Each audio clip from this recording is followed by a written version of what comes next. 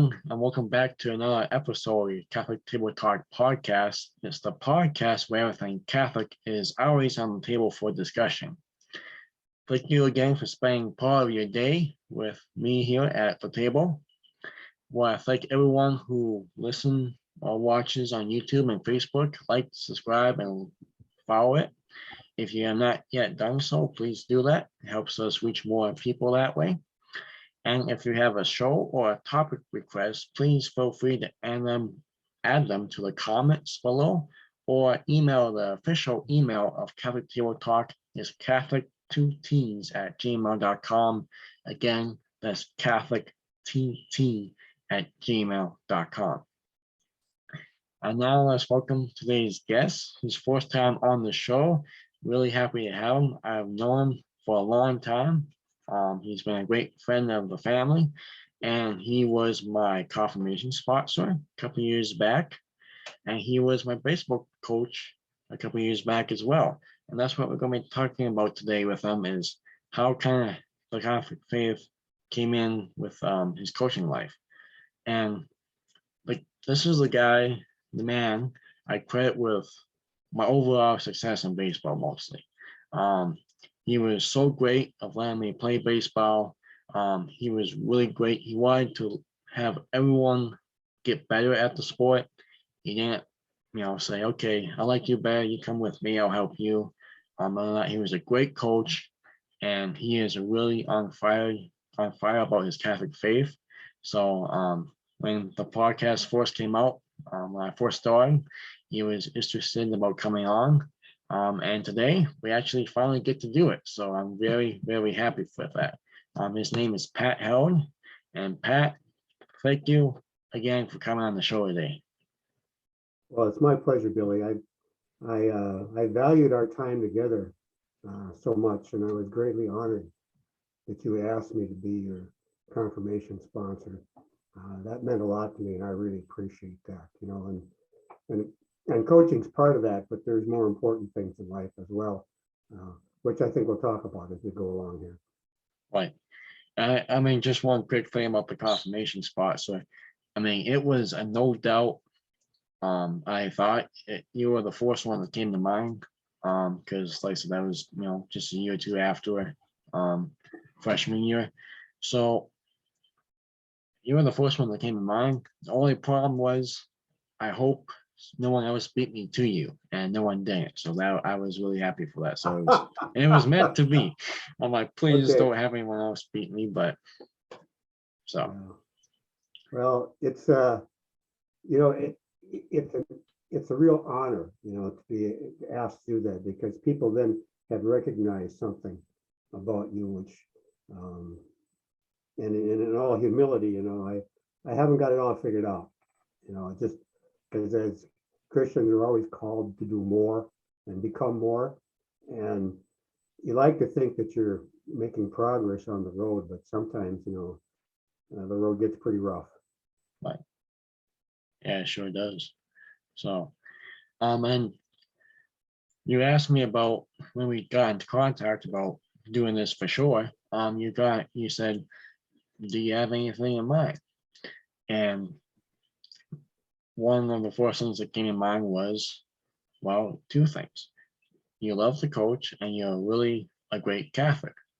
So, and this is kind of, it can relate, I should say, to a lot of people of just doing the normal lives. It can be at the work, at home, wherever. So I guess we'll start off with the first question is, where does the Catholic faith come in for you when you're coaching? I think about that question, and I look at it from this perspective. Just yesterday's gospel, there was Jesus, Mrs. Zebedee showed up and started talking to Jesus about getting her sons at the right and the left hand side. And of course, Jesus talked to them for a while. But the rest of the apostles, they didn't think too much of that. And they were the quote is that they were indignant. And you could just imagine how that conversation went. Who the heck do you think the guys are to be asking questions like that? And what I love about the disciples is how human they are. And a lot of times they just don't get it. So Jesus took them aside, and his quote, and I'll just read this from yesterday's gospel, was, "When the 10 heard this, they became indignant at the two brothers. When Jesus summoned them and said, 'You know that the rulers of the Gentiles lord it over them, and the great ones make their authority over them felt. But it shall not be so among you. Rather, whoever wishes to be great among you shall be your servant. Whoever wishes to be first among you shall be your slave.'" And I think about that as it relates to coaching, because I'm going to try not to make this a coaching philosophy, or talking about all the problems of coaching, but some of that will enter in a little bit because it's sort of unavoidable. But how do you be, if you're going to be a coach and you're going to follow through on your faith, you have to be a servant leader. Now, how do you serve and lead at the same time? Because that's pretty difficult to do, because you're an authority figure and people are expecting you, people have expectations of authority leaders. Some of them, are, to be honest, are vastly inappropriate, because they expect them to be bosses, and you do what I tell you to do or else, kind of thing. And so in my coaching, what I've tried to do is that I've tried to be a servant leader, and that's quite challenging, because of the situation you find yourself in. And I think about that in terms of what that means. And there's a meditation that went along with that gospel yesterday, and one of the comments on that meditation was talking about the fact that being a leader puts you into service of others, and then humility, compassion, and loving service are part of that. Well, that's all well and good, but then how do you deal with that in terms of it being in a competitive situation? Because that's what coaching is about. It's competitive. You're there to play a game, and you're there to do your best, and you have that directly to work with, and that can be quite challenging.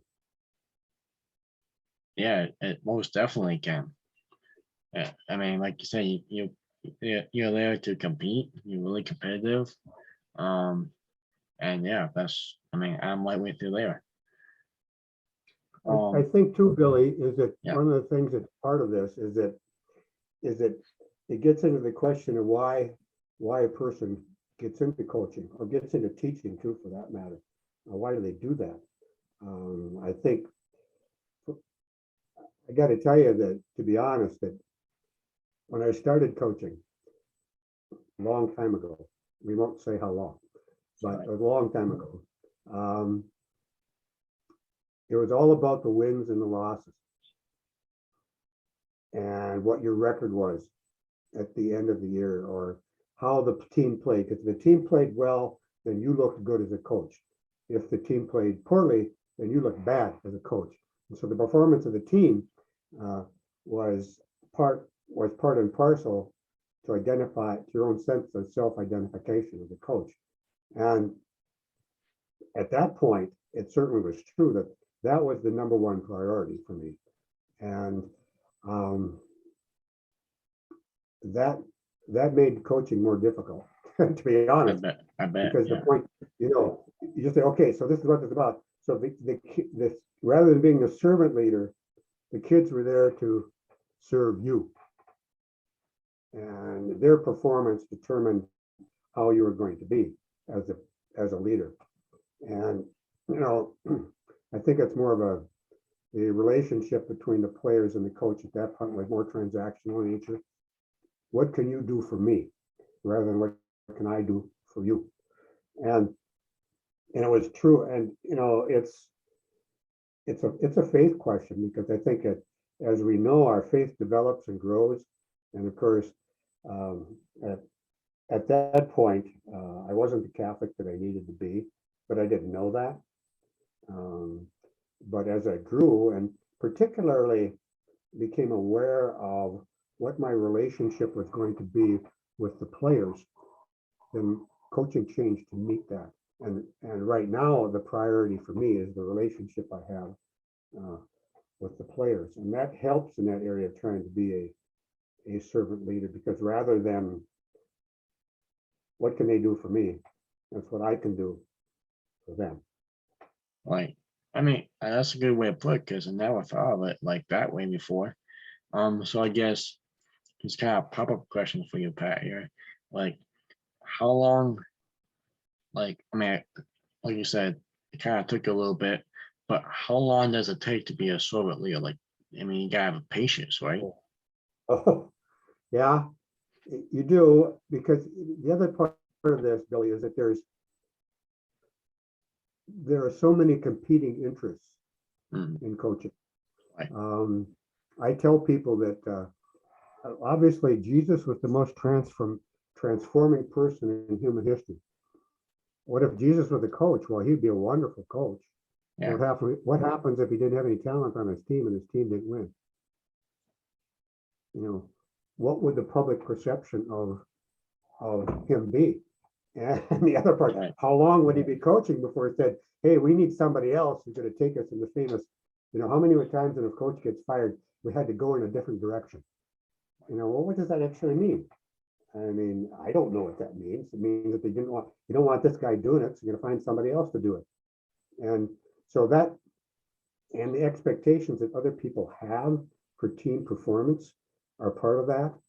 And so that's really what makes it extremely difficult, because what is happening outside, which is influencing what you're going to do. Because if you let that, and I can tell you that I did that, if you let those outside things overtake you, then the result is going to be is that you're not going to be the coach that you need to be for your players.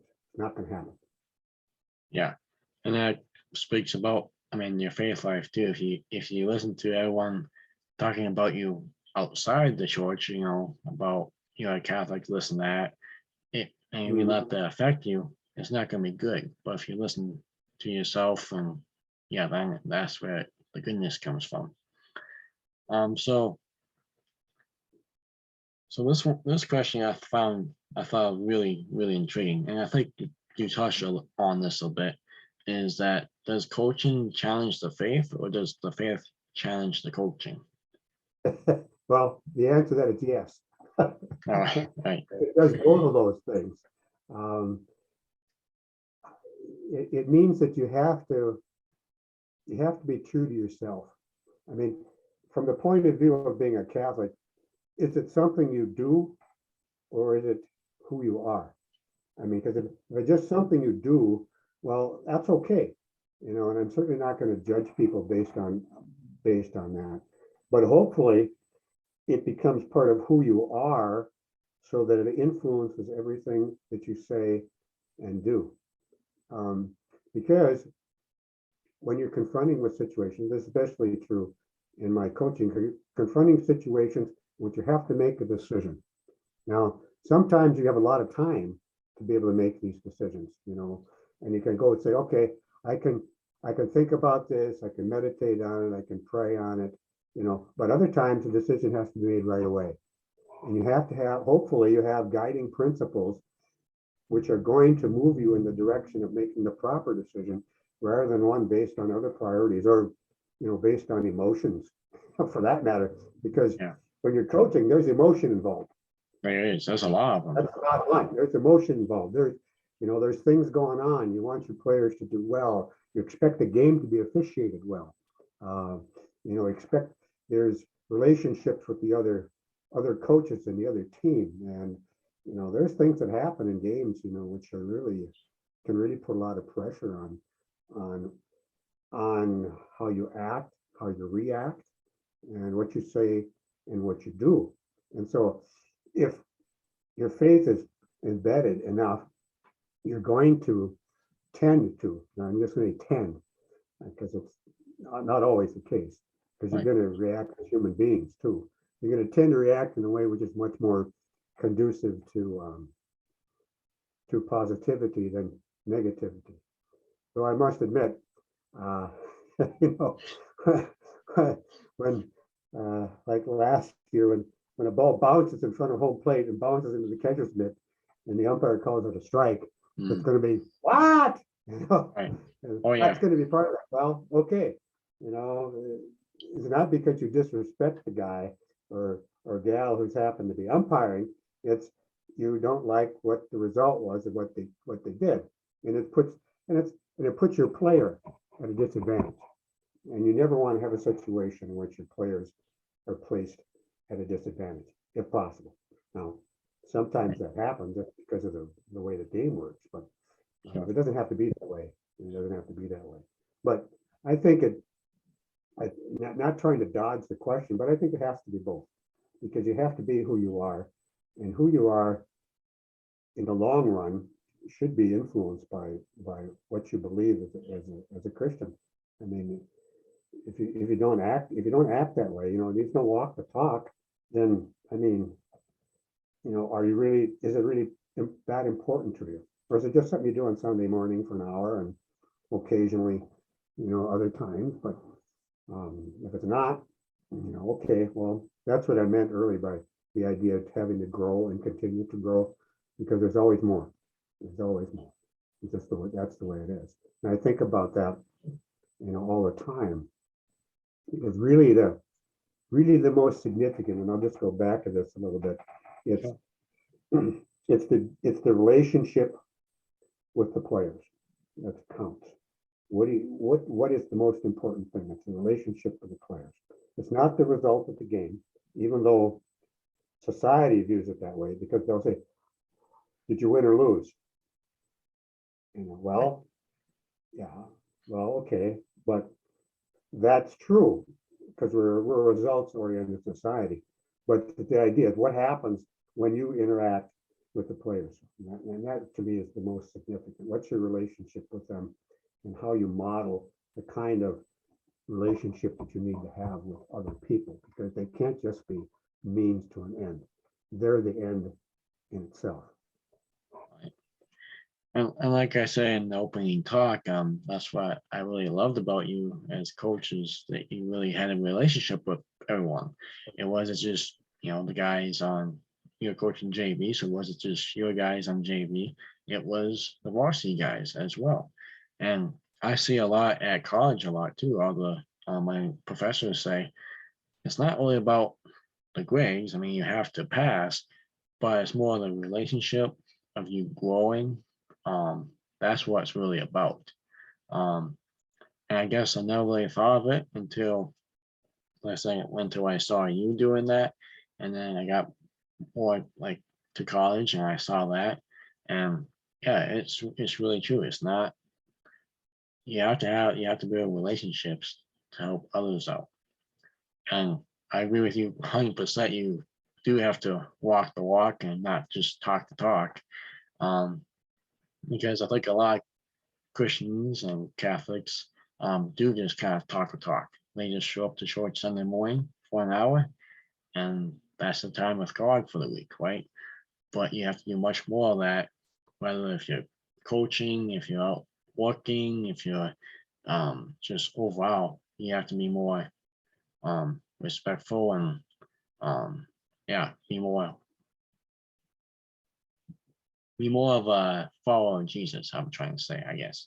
So, Well, being kind, caring, and compassionate is, right, you know, and being loving is what this is all about. And I mean, Billy, it took me a long time to realize that it was all about loving, uh, not just loving baseball, loving what you're doing, but it was loving the players.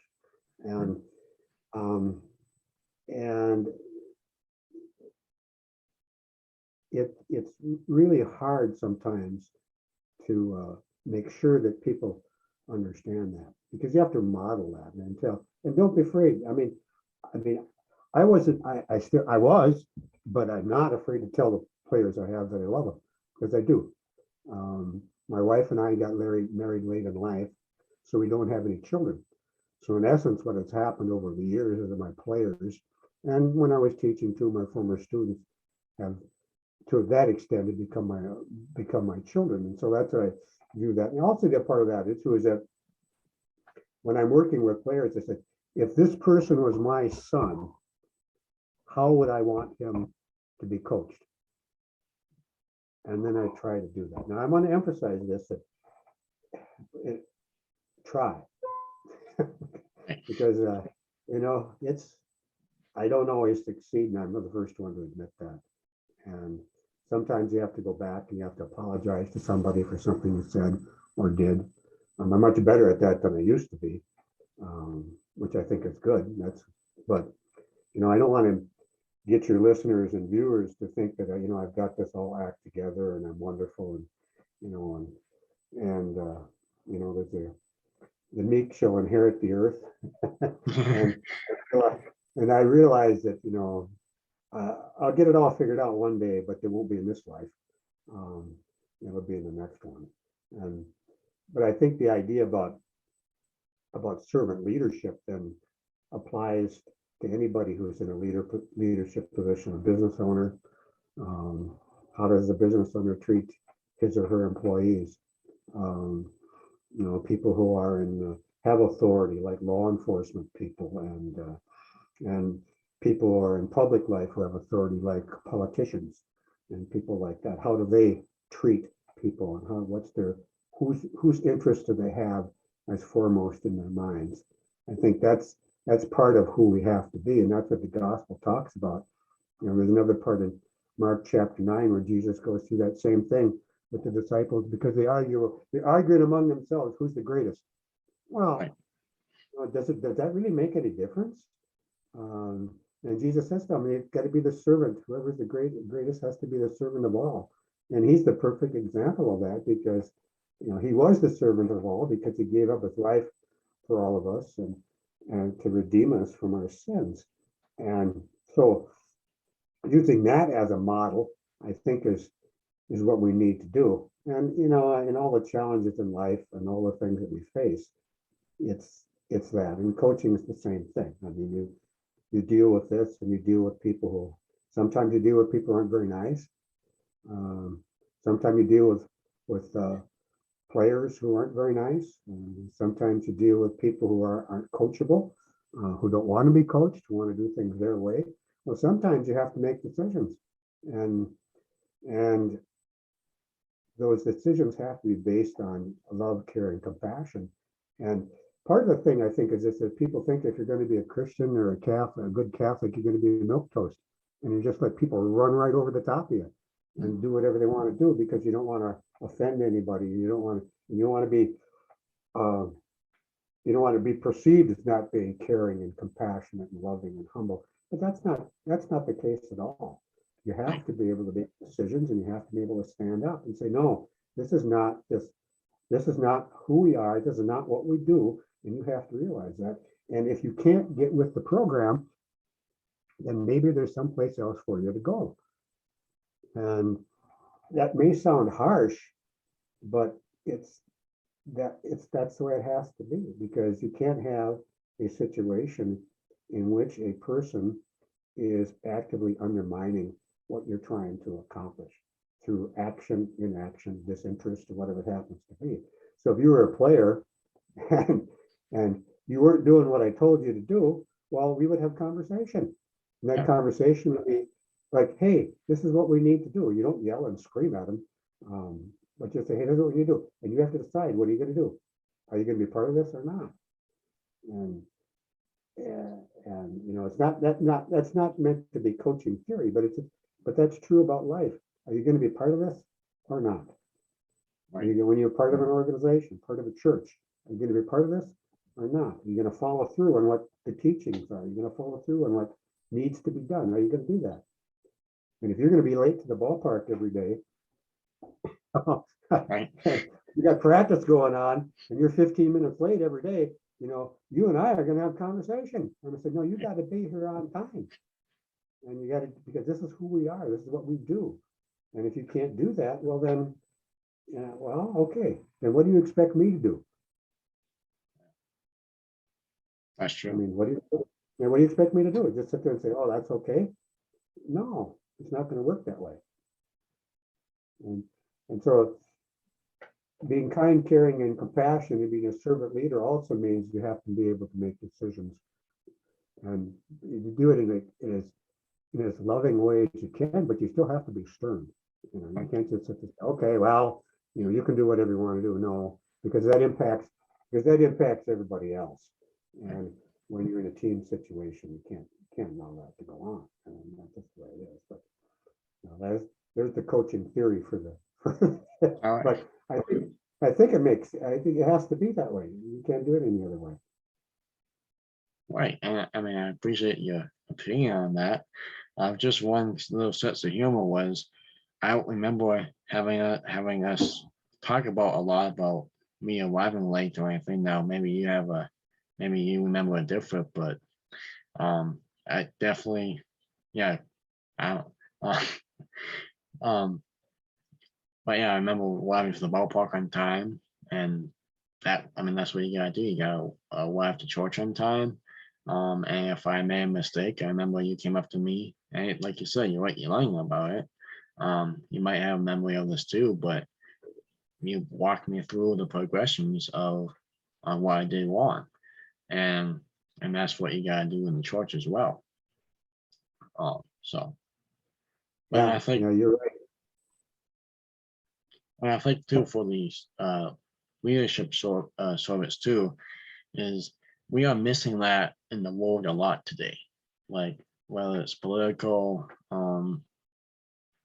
just leaders in general, certain business owners, not a lot of people are doing very good leaders, service leaders, like you mentioned.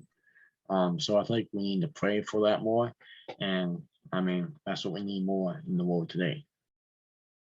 I think what the reason that happens is because we are in a constant battle with our ego. Right. Our own sense of self-importance. Jesus says, without me, you can do nothing. And that's really true. But when there's pride, arrogance, selfishness, self-centeredness, all those things are involved in it too, because I am, it's like this, I am the coach, or I am the president, or I am the mayor, or I'm the superintendent, or I am the business owner. And the emphasis then gets placed on I am, and Right. me. And it's all about ego. And I mean, I know that because obviously, as I mentioned earlier, that's when I started coaching. That's what it was all about. It was about me. I had my three most favorite people, me, myself, and I. And I think about that a lot, and I'm very thankful. That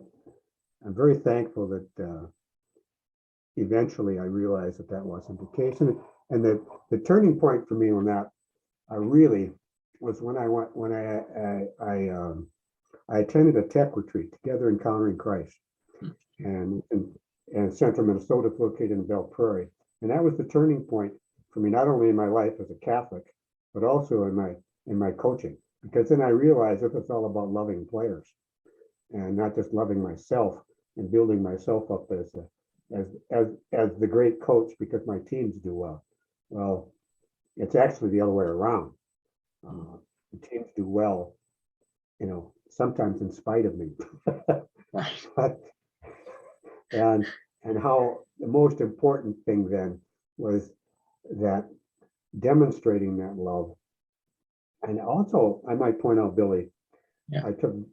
I took out very seriously.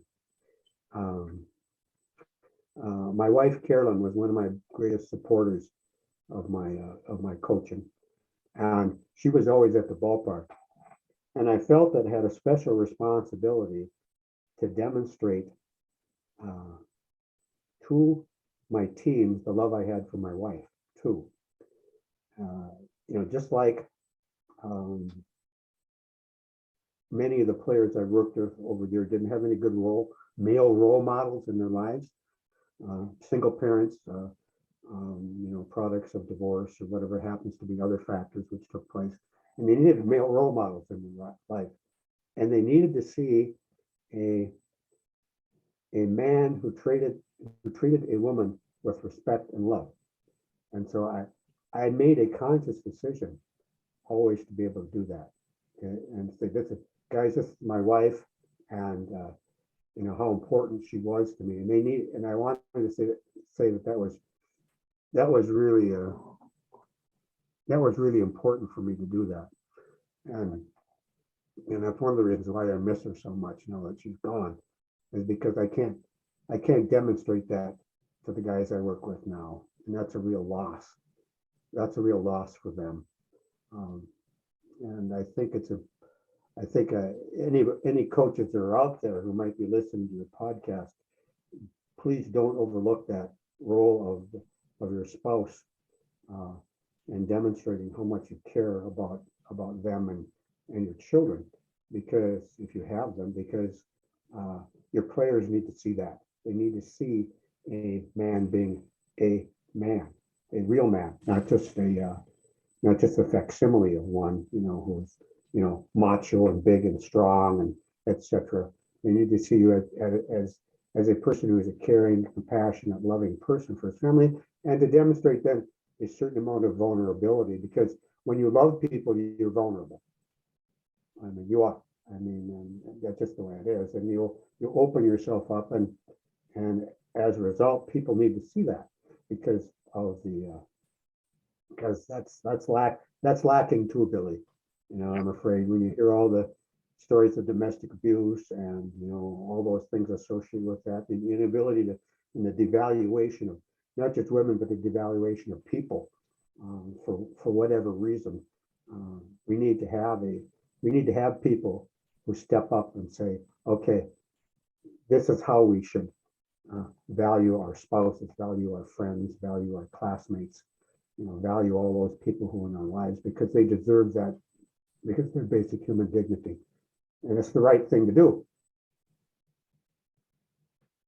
Yeah, that's totally true with that. So thank you very much for sharing that very important detail with us, Pat. I know it's very emotional for you, and yeah, so yeah, don't overlook it.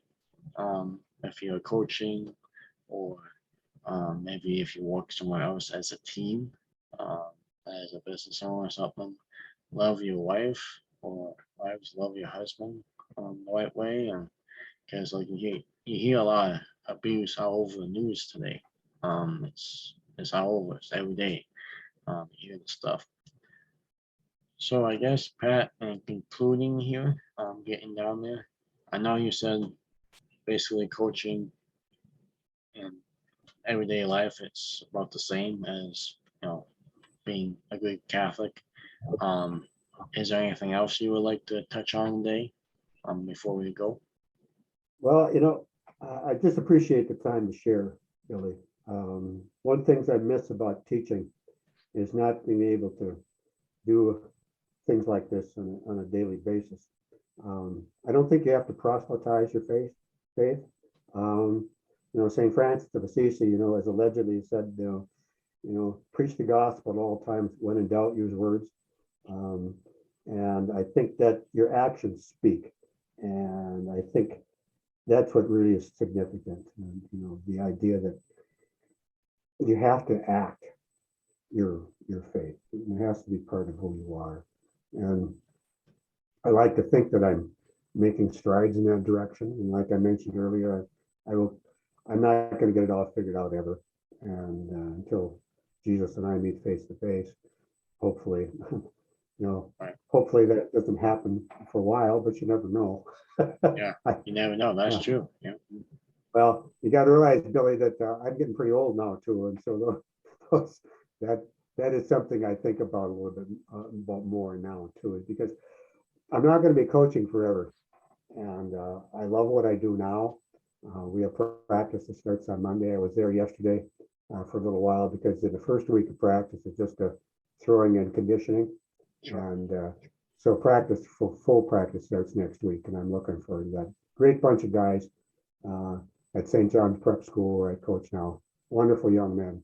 And I value them dearly. And the coaches I work with, Tom Granby and Dan Stark, are just wonderful men, good Christian men, demonstrating how they're really servant leaders too. And I think that's really the players there. They all realize, I think, from our conversations, they realize how lucky they are to have people, who really care about them and, want them to do well and are willing to work with them. And I think it's so important. And I'm really blessed with that, and I'm very happy about that. Oh, I'm very happy for you, Pat, and that you're loving it down at St. John's. I wish you the best this coming up season. And I don't, like I said, I don't try to sound like a broken record here, everyone, but like I say, I know how important the relationships are. Just experiencing it firsthand with Pat. Him and I continue to be good friends today, just from baseball confirmation. He really helped me with that as well, become a better Catholic and help understand the faith more. So really appreciate that, Pat. And I appreciate you coming on and giving some time to talk about this stuff. It can be emotional, and but it's a really good topic I thought to talk about. And like you said, you have to go and live the faith. You don't have to just live the faith in church. Next step is to go out of church and continue to be in church and to share the good news with others and be a role model for others as well. So Hey, with that, God bless you, Billy. so with that being said, that's Pat Heard, everyone. And you see him at St. John's. If you're around, go see him at St. John's Prep in Minnesota. As that concludes the show today. So thank you for your time once again, folks. Next time, we'll have another great speaker on the show. Can't wait.